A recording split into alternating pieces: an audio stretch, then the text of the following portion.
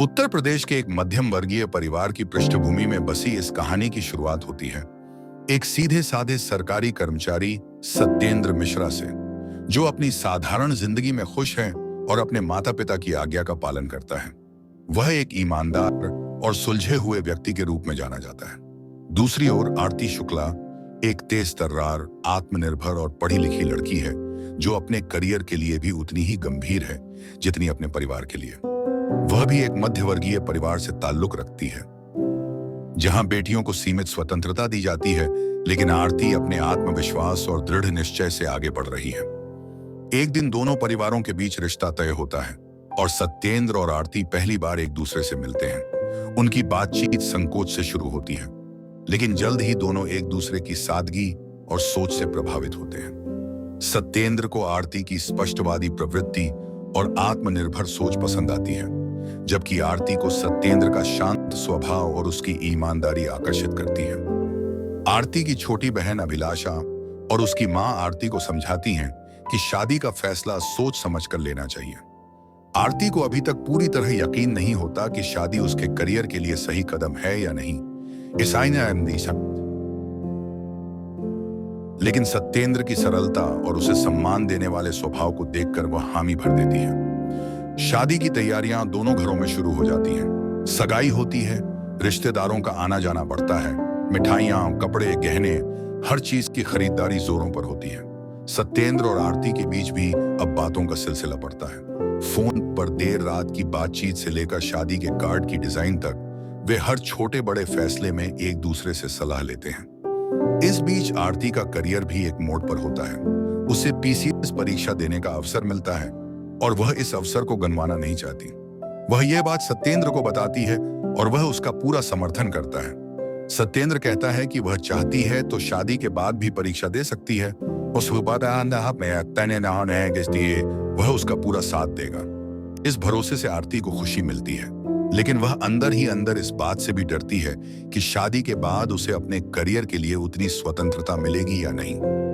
आरती की मां और पिता का दबाव होता है कि शादी के बाद करियर को लेकर ज्यादा फिक्रमंद न हो, क्योंकि अब उसे बहू बनना है, घर की जिम्मेदारी निभानी है। वहीं उसकी सहेली उसे समझाती है कि शादी से पहले ही उसे अपने जीवन के अहम फैसले लेने चाहिए। शादी के एक दिन पहले आरती का मन बहुत बेचैन होता है। उसे लगता है कि कहीं वह अपने सपनों को खो न दे। वह सत्येंद्र से आखिरी बार बात करती है और उसे इस डर के बारे में बताती है। सत्येंद्र उसे फिर आश्वासन देता है कि वह कभी उसकी उड़ानों में रुकावट नहीं बनेगा, लेकिन इस आश्वासन के बावजूद आरती की उलझनें खत्म नहीं होती। शादी की रात जब सब लोग बारात की तैयारी में लगे होते हैं और दुल्हन का श्रृंगार चल रहा होता है, तभी आरती एक साहसिक फैसला लेती है। वह शादी के मंडप से भाग जाती है। उसके परिवार में भूचाल आ जाता है और सत्येंद्र के घर वाले अपमानित महसूस करते हैं। समाज की नजरों में दोनों परिवारों की इज्जत मिट्टी में मिल जाती है। सत्येंद्र इस अपमान को चुपचाप सह लेता है, लेकिन भीतर ही भीतर वह टूट जाता है। उसकी ईमानदारी, विश्वास और आत्मसम्मान को गहरी चोट लगती है। वहीं आरती अपने करियर के सपने को साकार करने निकल जाती है, लेकिन उसके भीतर भी एक अपराध बोध घर कर जाता है। उत्तर प्रदेश के एक मध्यम वर्गीय परिवार की पृष्ठभूमि में बसी इस कहानी की शुरुआत होती है एक सीधे साधे सरकारी कर्मचारी सत्येंद्र मिश्रा से, जो अपनी साधारण जिंदगी में खुश है और अपने माता पिता की आज्ञा का पालन करता है। वह एक ईमानदार और सुलझे हुए व्यक्ति के रूप में जाना जाता है। दूसरी ओर आरती शुक्ला एक तेज तर्रार, आत्मनिर्भर और पढ़ी लिखी लड़की है, जो अपने करियर के लिए भी उतनी ही गंभीर है जितनी अपने परिवार के लिए। वह भी एक मध्यवर्गीय परिवार से ताल्लुक रखती है, जहां बेटियों को सीमित स्वतंत्रता दी जाती है, लेकिन आरती अपने आत्मविश्वास और दृढ़ निश्चय से आगे बढ़ रही है।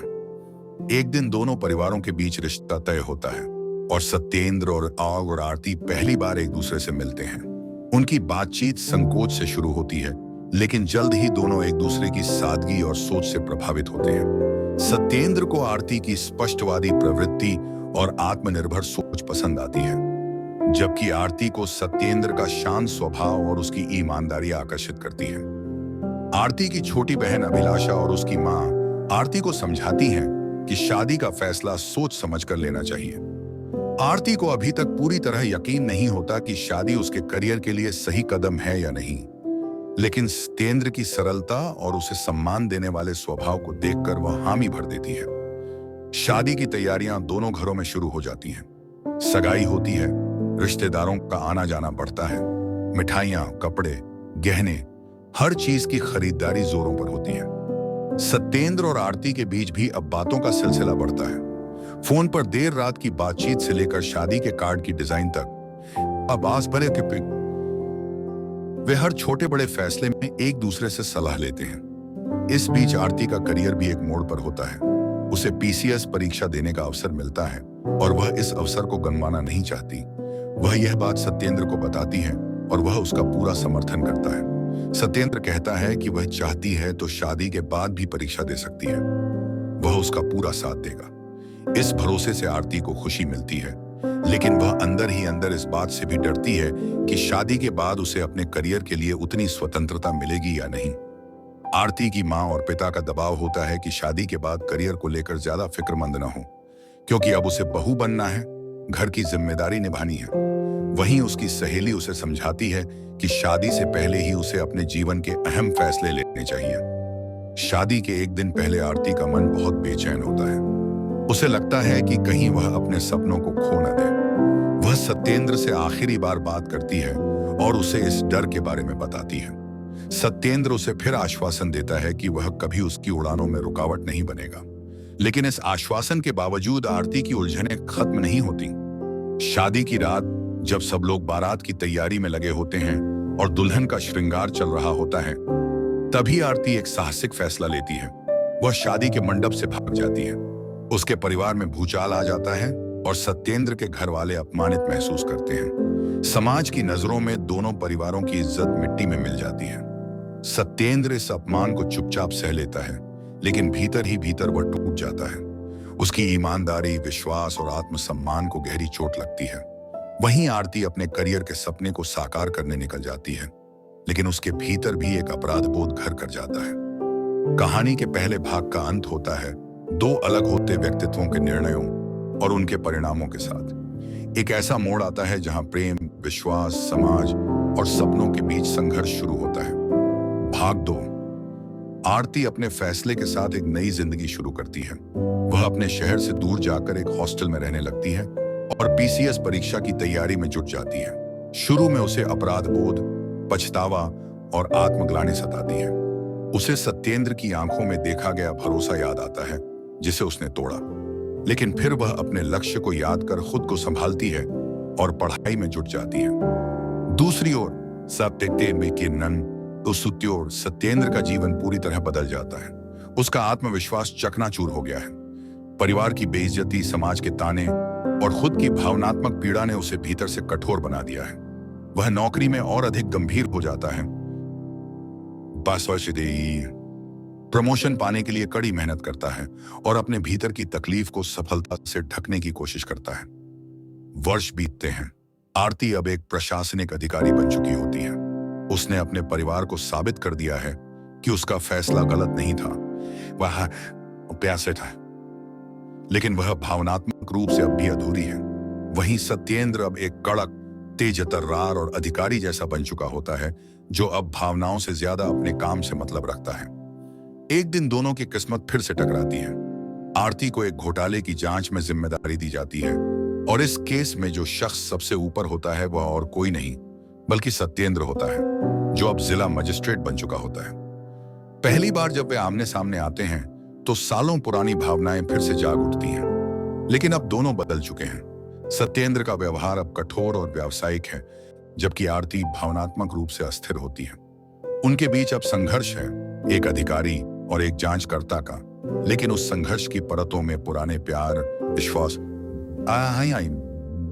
विश्वासघात और दर्द की परछाइयां हैं। आरती को एहसास होता है कि उसका फैसला उस वक्त उसके लिए सही था, लेकिन उसने जिस तरीके से सत्येंद्र को बिना कुछ कहे छोड़ा, वह नाइंसाफी थी। सत्येंद्र के भीतर अब भी वह चोट जिंदा थी और वह उसे बार बार अपने शब्दों और फैसलों से जताता है। लेकिन जैसे जैसे केस की जांच आगे बढ़ती है, आरती को सत्येंद्र की ईमानदारी का फिर से एहसास होता है। वह देखती है कि वह व्यक्ति जो कभी उसके प्यार में था अब भी उतना ही सच्चा और सिद्धांतवादी है। सत्येंद्र का व्यवहार भले ही रूखा हो गया हो, लेकिन उसका मूल स्वभाव नहीं बदला है। वहीं सत्येंद्र भी आरती की मेहनत, निष्ठा और ईमानदारी को देखकर भीतर से हिलता है। धीरे धीरे दोनों के बीच फिर से संवाद बनने लगता है, शुरू में टकराव के रूप में, फिर धीरे धीरे पुराने रिश्ते की छाया के रूप में। आरती और सत्येंद्र की पुरानी यादें और अधूरी भावनाएं दोनों के दिलों में हलचल मचाने लगती हैं, लेकिन अब वे जिस जिम्मेदारी के पद पर हैं, वहां व्यक्तिगत भावनाओं की कोई जगह नहीं होती। सत्येंद्र एक बंद जिम्मेदार जिला अधिकारी के रूप में व्यवहार करता है, जबकि आरती एक ईमानदार जांच अधिकारी की तरह। लेकिन उनके अंदर जो उथल पुथल मची है, वह अब धीरे धीरे सतह पर आने लगती है। आरती को बार बार यह एहसास होता है कि सत्येंद्र बहुत बदल चुका है। वह पहले जैसा स्नेही, नम्र और भावुक नहीं रहा। अब उसमें एक सख्ती है, एक कड़वाहट है जो आरती को चुभती है। वह जानती है कि यह कड़वाहट उसी की वजह से है। वह यह भी जानती है कि उसकी चुपचाप की गई विदाई ने सत्येंद्र को जीवन भर की पीड़ा दी है। वहीं सत्येंद्र भी बार बार आरती की ओर आकर्षित होता है, लेकिन अपनी भावनाओं पर नियंत्रण रखने की पूरी कोशिश करता है। वह जानता है कि अब उसके जीवन में आरती के लिए कोई जगह नहीं है। वह उस चोट को नहीं भूल सकता जो आरती ने उसे दी थी। लेकिन जब वह आरती को मेहनत, ईमानदारी और निष्ठा से काम करते हुए देखता है, तो उसके भीतर कहीं कुछ पिघलता है। जांच के सिलसिले में दोनों को बार बार आमने सामने आना पड़ता है। हर मुलाकात एक नए स्तर की भावनात्मक उलझन लाती है। आरती सत्येंद्र से माफी मांगने की कोशिश करती है, लेकिन सत्येंद्र उसके शब्दों को अनसुना कर देता है। वह कहता है कि अब माफी का कोई अर्थ नहीं रह गया, जो जाना था वो चला गया। यह सुनकर आरती भीतर से टूट जाती है, लेकिन वह समझती है कि यह उसकी गलती का नतीजा है। एक दिन आरती को उस फाइल में कुछ अहम दस्तावेज मिलते हैं जो साबित करते हैं कि सत्येंद्र पर लगाए गए भ्रष्टाचार के आरोप बेबुनियाद हैं। वह सच्चाई सामने लाने का फैसला करती है। यह उसका कर्तव्य भी है और उसकी आत्मग्लानि का छोटा सा प्रायश्चित भी। इस बीच सत्येंद्र को भी पता चलता है कि जांच समिति में आरती अकेली ऐसी अधिकारी है जो निष्पक्ष रूप से उसकी ईमानदारी को समझ रही है। उसके सहयोग से सत्येंद्र को आरोपों से बरी कर दिया जाता है और उसकी प्रतिष्ठा फिर से बहाल हो जाती है। इस पूरे घटनाक्रम में दोनों के बीच भावनात्मक स्तर पर जो खाई बनी थी, उसमें अब पुल बनने लगता है। आरती की ईमानदारी और सत्येंद्र की सिद्धांत प्रियता एक दूसरे को फिर से देखने की दृष्टि देती है। आरती धीरे धीरे सत्येंद्र से फिर से जुड़ने की कोशिश करती है। वह उससे मिलने की कोशिश करती है, पुरानी बातों को खोलती है और बताती है कि उस समय वह केवल अपने करियर के डर से भागी थी। सत्येंद्र के प्रति कोई नफरत या अस्वीकृति नहीं थी। सत्येंद्र अब पहले की तरह सख्त नहीं रहता, लेकिन वह अभी भी आरती के करीब आने से झिझकता है। वह नहीं चाहता कि फिर से वही दर्द उठे। वह कहता है कि वह अब अपने जीवन में आगे बढ़ चुका है और भावनाओं से ज्यादा अब कर्तव्य उसका मार्गदर्शक है। आरती की आत्मग्लानि से मोंटी और सत्येंद्र के अंदर की कठोरता के बीच एक जटिल भावनात्मक पुल बनने लगा था। समय ने उनके बीच की दूरी को गहराया था, लेकिन हालिया घटनाओं ने वह दरार भरनी शुरू कर दी थी। आरती ने अपनी गलतियों को स्वीकार कर लिया था, लेकिन सत्येंद्र अब उस व्यक्ति की तरह बन गया था जो अपनी भावनाओं को शब्दों में नहीं बल्कि अपने व्यवहार और चुप्पी में जाहिर करता है। एक रात आरती अपने कमरे में बैठी पुरानी बातों को याद कर रही थी। वह सोचती है कि क्या उस समय अगर उसने सत्येंद्र को सब कुछ बता दिया होता तो शायद ये दूरी न बनती। लेकिन जीवन में समय पर कहा गया सच ही सबसे मूल्यवान होता है। अब उसका हर प्रयास केवल एक विलंबित सुधार का भाग था। सत्येंद्र को माफ करना आसान नहीं था और न ही खुद को, लेकिन वह अब बिना किसी स्वार्थ के सिर्फ सत्येंद्र की सच्चाई को दुनिया के सामने रखने की नीयत से काम कर रही थी। वहीं सत्येंद्र ने भी आरती की कोशिशों को नजरअंदाज नहीं किया। धीरे धीरे वह यह मानने लगा कि आरती अब भी वही लड़की है जो तब थी, निडर, स्पष्ट वक्ता और ईमानदार। लेकिन उसने जो किया वह बुका दिया, उसका घाव गहरा था। एक तरफ वह अपने मन को समझाने की कोशिश करता था कि अब सब बीत चुका है, तो दूसरी तरफ उसका मन उसे बार बार आरती की ओर खींचता था। राजनीतिक और सामाजिक दबावों के बीच आरती को अब नई जगह पर तबादला कर दिया जाता है। वह जब विदा होती है तो सत्येंद्र उसके साथ कोई औपचारिकता नहीं निभाता। लेकिन उसकी आंखों में एक हल्का सा अपनापन दिखता है जो आरती को भीतर तक छू जाता है। तबादले के बाद भी आरती और सत्येंद्र के बीच औपचारिक संवाद चलता रहता है, लेकिन भावना और सच्चाई दोनों छिपे रहते हैं। आरती अब भी अपने काम में समर्पित रहती है और सत्येंद्र अपने क्षेत्र में एक ईमानदार अधिकारी के रूप में और ऊंचाइयां छूता है। इसी दौरान सत्येंद्र के माता पिता उसकी दोबारा शादी की बात छेड़ते हैं। वे चाहते हैं कि वह अब अपने जीवन को आगे बढ़ाए। सत्येंद्र इस पर कुछ नहीं कहता, लेकिन वह भीतर ही भीतर बेचैन हो उठता है। वह जानता है कि वह किसी और के साथ जीवन नहीं बिता सकता जब तक आरती का चेहरा उसकी यादों से मिट नहीं जाता।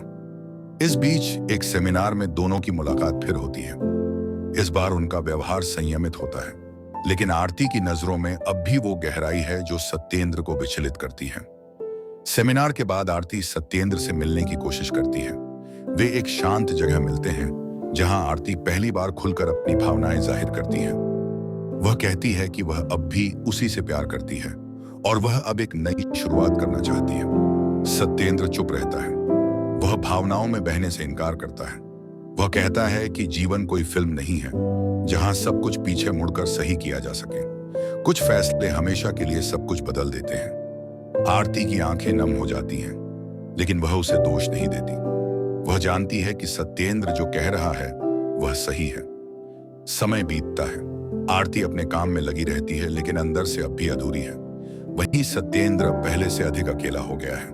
उसने अपने इर्द गिर्द एक मजबूत दीवार खड़ी कर ली है जिसे तोड़ना आसान नहीं। लेकिन एक दिन आरती के पिता अचानक बीमार हो जाते हैं और उनका इलाज सत्येंद्र के शहर के सरकारी अस्पताल में होता है। आरती वहां आती है और फिर से सत्येंद्र के शहर में कुछ दिनों के लिए ठहर जाती है। इस दौरान सत्येंद्र आरती के परिवार की हर संभव मदद करता है, लेकिन वह फिर भी आरती से निजी दूरी बनाए रखता है। आरती को एहसास होता है कि यह आदमी बाहर से चाहे जितना भी कठोर हो, लेकिन अंदर अब भी वही सच्चा इंसान है। वह अपनी भावनाओं को भले ना जाहिर करे, लेकिन जब बात मदद की हो तो वह पीछे नहीं हटता। यही उसकी सबसे बड़ी खूबी थी, जिसने आरती को हमेशा उसकी ओर खींचा। एक दिन आरती और सत्येंद्र के बीच फिर बातचीत होती है। इस बार आरती न तो कोई सवाल करती है, न कोई माफी मांगती है। वह बस उसके सामने बैठती है और कहती है, अगर कभी लगने लगे कि किसी मोड़ पर फिर साथ चलना हो सकता है तो मैं वहीं मिलूंगी। सत्येंद्र कुछ नहीं कहता, लेकिन उसकी आंखों में जो भाव होते हैं वे बहुत कुछ कह जाते हैं। आरती अपने पिता को लेकर वापस चली जाती है। अब दोनों फिर अलग रास्तों पर हैं, लेकिन इस बार कोई कटुता नहीं, कोई गलतफहमी नहीं, केवल समय है और दो अधूरे दिल हैं। कई महीने गुजरते हैं। सत्येंद्र अपने कार्य क्षेत्र में अब और ऊंचाइयां हासिल करता है, लेकिन अब उसके भीतर एक शांति नहीं है जो उसे पहले उसके काम से मिलती थी। अब हर उपलब्धि अधूरी लगती है। वहीं आरती भी अपने काम में प्रतिष्ठा प्राप्त करती है, लेकिन जब भी वह अकेली होती है उसकी आंखें सत्येंद्र की तस्वीर ढूंढती हैं। अचानक एक दिन एक आमजन की शिकायत में नाम आता है, आरती शुक्ला का। सत्येंद्र उस शिकायत की रिपोर्ट को व्यक्तिगत रूप से देखने का फैसला करता है। वह जानता है कि आरती कभी भ्रष्ट नहीं हो सकती, लेकिन नियम के अनुसार उसे जांच शुरू करनी होती है। अब स्थिति पलट जाती है। वही सत्येंद्र जो कभी जांच का विषय था अब जांच करता है, और वही आरती जो कभी जांच करता थी अब खुद आरोपित है। इस नए मोड़ पर उनकी कहानी एक नई दिशा लेती है। सत्येंद्र के सामने जब आरती के खिलाफ आरोपों की फाइल आती है तो उसे खुद को रोकना मुश्किल होता है। वह तुरंत समझ जाता है कि ये आरोप बेबुनियाद हैं और किसी ने साजिश के तहत उसे फंसाने की कोशिश की है। लेकिन वह अब केवल एक प्रेमी नहीं, बल्कि एक अधिकारी है जिसे नियमों और कानून की सीमाओं में रहकर काम करना होता है। वह मामले की निष्पक्ष जांच का आदेश देता है और खुद को इस जांच से दूर रखता है, लेकिन हर जानकारी को बारीकी से देखता है। उसे यह जानकर दुख होता है कि आरती अब भी अपने उस सच्चे और ईमानदार स्वभाव के कारण ही शिकार बनी है। उसका मन फिर से अशांत हो जाता है। वह सोचता है कि क्या बार बार उन्हें ही क्यों ऐसे मोड़ों पर लाकर खड़ा किया जाता है जहां न्याय और भावना में टकराव होता है। आरती इस नए झूठे आरोप से विचलित नहीं होती। वह जानती है कि सच्चाई को समय चाहिए होता है, लेकिन जीत अंत में उसकी ही होती है। वह जांच में पूरा सहयोग देती है और खुद को निर्दोष साबित करने के लिए हर संभव प्रयास करती है। उसके विश्वास और आत्मबल को देखकर सत्येंद्र का मन और भी व्याकुल हो उठता है। उसे एहसास होता है कि आरती अब भी वैसी ही मजबूत है जैसी पहले थी, बल्कि और भी अधिक। वह उसके लिए कुछ कर नहीं सकता। यह सोच उसे अंदर ही अंदर तोड़ती जाती है, लेकिन वह अपनी भावनाओं को व्यक्त नहीं करता। जांच के अंतिम चरण में सच्चाई सामने आती है और यह सिद्ध हो जाता है कि आरती पर लगाए गए सारे आरोप झूठे और दुर्भावनापूर्ण थे। उसे पूर्णतः निर्दोष घोषित किया जाता है। सत्येंद्र व्यक्तिगत रूप से उसे इसके लिए बधाई देता है। पहली बार दोनों के बीच एक शांत लेकिन गहरा संवाद होता है, जिसमें न कोई शिकायत होती है और न ही कोई अपेक्षा, केवल एक सच्चा मानवीय भाव, शापसिन अत्य के नाम, जिसे शब्दों की जरूरत नहीं होती। इस मुलाकात के बाद सत्येंद्र के भीतर की कठोरता पिघलने लगती है। उसे एहसास होता है कि जीवन ने उसे बार बार एक ही दिशा में धकेला है और वह हर बार भावनाओं से डरकर पीछे हटता रहा है। लेकिन सच्चाई यही है कि वह अब भी आरती से उतना ही प्यार करता है जितना पहले करता था। आरती अपने जीवन को नए तरीके से देखना शुरू करती है। वह जानती है कि अब आगे बढ़ने का समय है, लेकिन कहीं ना कहीं सत्येंद्र के प्रति उसके मन में एक विश्वास बचा हुआ है कि शायद इस बार वह दूरी और मौन नहीं बनाएगा। इसी बीच सत्येंद्र अपने माता पिता को समझा देता है कि वह अभी शादी नहीं करेगा, लेकिन वह यह भी सोचता है कि अगर वह आरती को एक बार फिर से खुले दिल से अपनाने का निर्णय करे तो क्या आरती फिर से उसकी जिंदगी में आना चाहेगी। वह एक फैसला करता है। इस बार वह अपनी भावनाओं को नहीं छुपाएगा। इस बार वह भागेगा नहीं, बल्कि सामने खड़ा होगा। इस बार अगर आरती हाँ कहेगी तो वह उसे जिंदगी भर का साथ देगा। एक समारोह के दौरान जब दोनों एक बार फिर आमने सामने होते हैं तो सत्येंद्र आरती के सामने खड़ा होकर कहता है, शायद हम दोनों को ही गलतफहमियों और डर से बाहर निकलने में बहुत वक्त लग गया, लेकिन अगर अब भी तुम्हें लगता है कि हम एक नई शुरुआत कर सकते हैं तो मैं जरूर आऊंगा, इस बार बिना शर्तों के, पूरी तरह से। आरती चुप रहती है, लेकिन उसकी आंखों से बहते आंसू, मुस्कान और नजरें सब कुछ कह देते हैं। यह पहली बार होता है जब दोनों बिना कहे सब कुछ कह जाते हैं। कुछ महीने बाद उसी घर में जहां कभी बारात नहीं आई थी, अब सजावट, रोशनी और संगीत की गूंज होती है। इस बार बारात आती है और दूल्हा वही होता है जो पिछली बार अकेला रह गया था, लेकिन इस बार उसका चेहरा प्रसन्नता से दमक रहा होता है। आरती और सत्येंद्र दोनों जीवन के सारे उतार चढ़ावों से गुजरकर एक ऐसे मुकाम पर पहुंचे थे जहां उनके रिश्ते में केवल विश्वास, सम्मान और सच्चा प्रेम बचा था। उनकी शादी एक प्रतीक बन जाती है, समझदारी, धैर्य और माफी की ताकत का। वे अब साथ हैं और इस बार न कोई डर है, न कोई संशय, केवल एक वादा है कि चाहे जो भी हो, वे एक दूसरे का साथ कभी नहीं छोड़ेंगे। यही है शादी में जरूर आना की पूरी कहानी, एक प्रेम, टूटन, बिछड़न और फिर से जुड़ाव की भावनात्मक यात्रा, जो दिखाती है कि अगर इरादे सच्चे हों तो हर रिश्ता फिर से बन सकता है और हर अधूरी कहानी मुकम्मल हो सकती है। शादी के कुछ महीने बीत चुके थे। आरती और सत्येंद्र अब अपने जीवन में एक नए दौर में प्रवेश कर चुके थे, जहां साथ रहने की सहजता और साथ जीने की चुनौती दोनों थी। दोनों सरकारी अफसर थे और अपने अपने क्षेत्रों में बेहद जिम्मेदार भूमिकाओं में थे। जहां एक ओर घर की शांति और प्रेम उन्हें सुकून देता था, वहीं दूसरी ओर नौकरी का तनाव और सामाजिक अपेक्षाएं उन्हें चुनौती देती थीं। आरती ने जल्दी ही यह समझ लिया कि शादी केवल प्रेम नहीं, समझ और सामंजस्य का भी दूसरा नाम है। और सत्येंद्र, जिसने वर्षों तक खुद को भावनाओं से दूर रखा था, अब एक खुले और ईमानदार साथी की तरह बनना सीख रहा था। लेकिन जीवन की सबसे बड़ी परीक्षा तब शुरू होती है जब आप एक दूसरे को हर दिन के संघर्षों में भी समझ सकें, साथ निभा सकें। समाज की मानसिकता, विशेषकर नौकरी पेशा महिलाओं के प्रति, अभी भी बदलने में समय ले रही थी। आरती को अपने ही कार्यस्थल में कई बार इस कारण से प्रश्नों का सामना करना पड़ता था कि अब वह शादीशुदा है और उसे परिवार प्राथमिकता में रखना चाहिए। सत्येंद्र, जो हर समय आरती के निर्णयों का समर्थन करता था, इस मानसिकता से व्यथित होता था। दोनों ने मिलकर यह ठाना कि वे अपने जीवन से यह सिद्ध करेंगे कि स्त्री और पुरुष दोनों समान रूप से कर्तव्यों और करुणा में भागीदार हो सकते हैं। वे एक दूसरे के लक्ष्य और स्वप्नों में सहयात्री बनने लगे। एक दिन आरती को ग्रामीण शिक्षा प्रणाली में भ्रष्टाचार के बड़े मामले की जांच सौंपी जाती है। जिसमें कई वरिष्ठ अधिकारी भी संलिप्त थे। यह मामला संवेदनशील था और राजनीतिक दृष्टिकोण से खतरनाक भी। सत्येंद्र उसे रोकना चाहता है, लेकिन आरती कहती है, जिस सत्य के लिए हमने सब कुछ खोया था, अब क्या उससे भी डर जाएं? इस जांच में आरती को कई बार धमकियां मिलती हैं, देती हैं, उसे प्रताड़ित किया जाता है, लेकिन वह डगमगाती नहीं। सत्येंद्र उसकी ढाल बनकर खड़ा होता है। दोनों का रिश्ता अब परिपक्वता की उस सीमा पर पहुंच चुका होता है जहां वे केवल प्रेमी नहीं, एक दूसरे के विश्वास और साहस का स्रोत भी बन जाते हैं। जांच पूरी होती है और भ्रष्टाचार का भंडाफोड़ होता है। आरती को न केवल राज्य स्तर पर सम्मानित किया जाता है, बल्कि उसे देश के अन्य जिलों में जागरूकता फैलाने की जिम्मेदारी भी दी जाती है। लेकिन इन सफलताओं की कीमत भी होती है। आरती को लंबे समय तक परिवार से दूर रहना पड़ता है। वह महीनों फील्ड में रहती है। सत्येंद्र इस दूरी को समझता है, लेकिन वह अब भी कभी-कभी अकेलेपन से घिर जाता है। इसी दौरान उनके बीच संवाद कम होने लगता है, रिश्ते में सन्नाटा आने लगता है।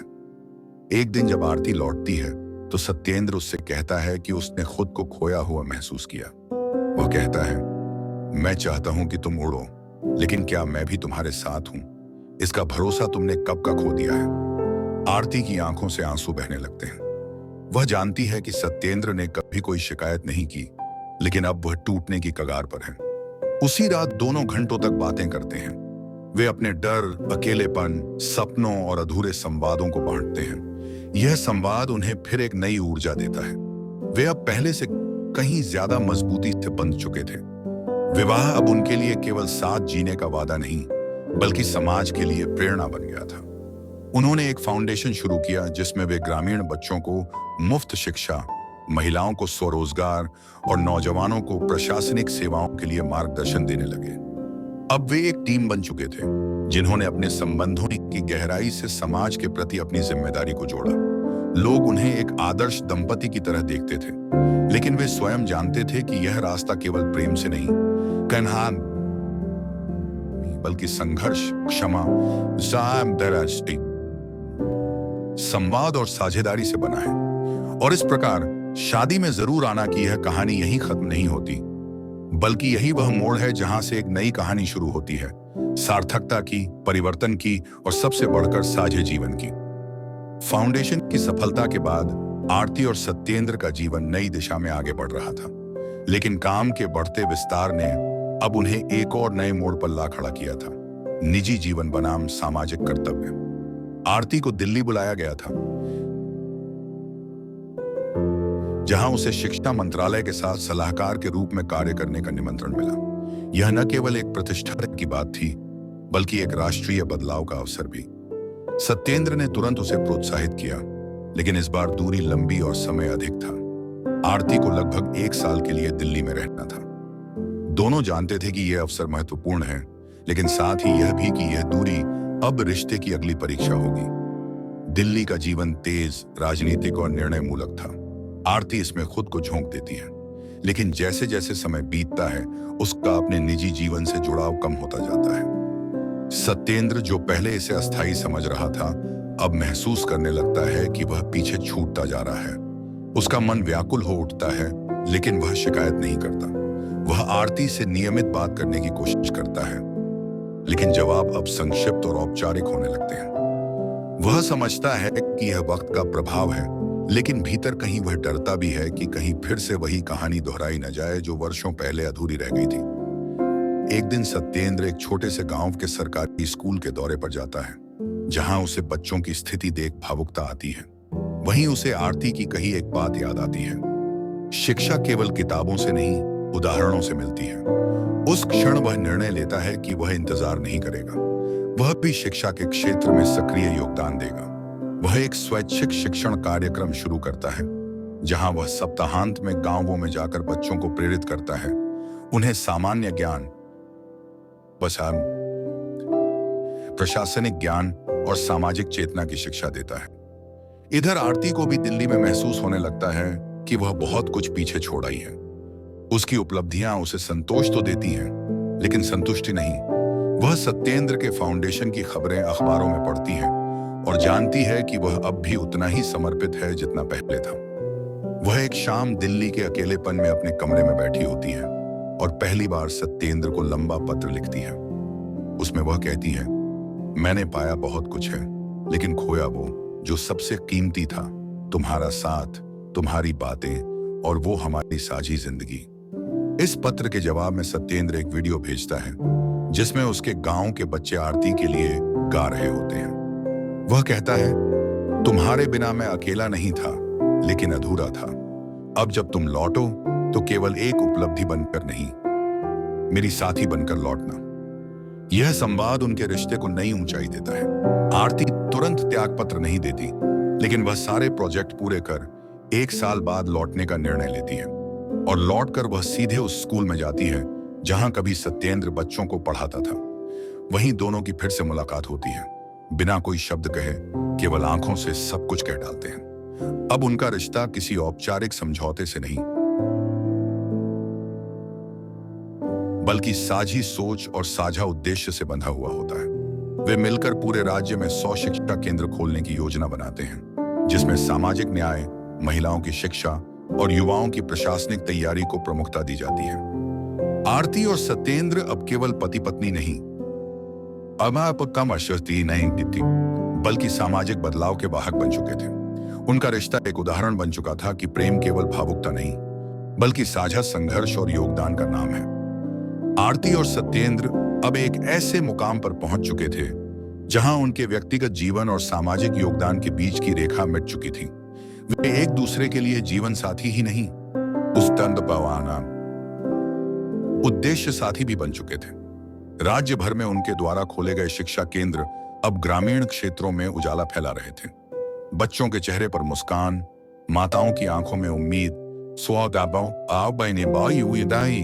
और युवाओं की दृष्टि में लक्ष्य झलकने लगे थे। इस सफलता ने उन्हें केवल संतोष नहीं दिया, बल्कि उन्हें अधिक जिम्मेदारी का एहसास भी कराया। सत्येंद्र अक्सर कहता, आरती, हमने बदलाव की नींव रखी है, लेकिन अब इमारत खड़ी करनी है और यह काम और भी मुश्किल है।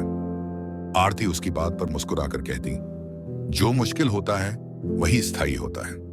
उसी दौरान राज्य सरकार की ओर से प्रस्ताव आता है कि उनके फाउंडेशन को एक पायलट योजना का नेतृत्व दिया जाए, एक ऐसा मॉडल जिसे अगर सफल किया जाए तो पूरे देश में लागू किया जा सकता है। योजना थी शिक्षा संवेदना मिशन, जिसका उद्देश्य केवल शिक्षा देना नहीं, बल्कि मानवीय मूल्य, सामाजिक चेतना और आत्मनिर्भरता को भी साथ में विकसित करना था।